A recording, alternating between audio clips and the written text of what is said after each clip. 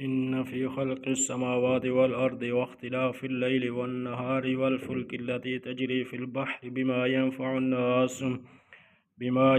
الناس وما أنزل الله من السماء من ماء فأحيا بالأرض بعد موتها وبث فيها من كل دابة وتصريف الرياح والسحاب المسخر بين السماء والأرض لآيات لقوم يعقلون ومن الناس من يتخذ من دون الله أندادا يحبونهم كحب الله والذين آمنوا أشد حبا لله ولو يرى الذين ظلموا إذ يرون العذاب أن القوة لله جميعا وأن الله شديد العذاب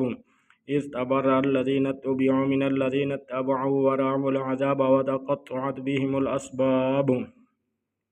وقال الذين اتبعوا لو أن لنا كرة فنتبرأ منهم كما تبرأوا منا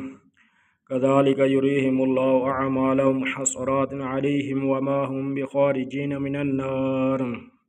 يا أيها الناس كلوا مما في الأرض حلالا طيبا ولا تتبعوا خطوات الشيطان إنه لكم عدو مبين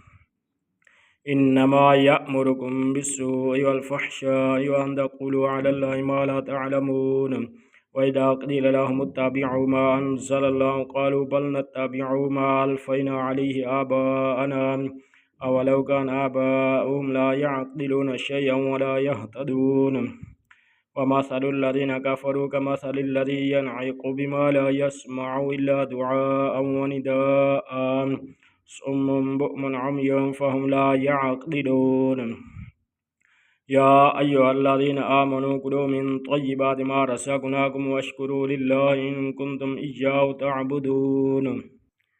إنما حرم عليكم الميتة والدم ولحم الخنزير وما أهل به لغير الله فمن اضطر غير باغ ولا عاد فلا إثم عليه إن الله غفور رحيم إن الذين يكتمون ما أنزل الله من الكتاب ويشترون به ثمنا قليلا أولئك ما يأكلون في بطونهم إلا النار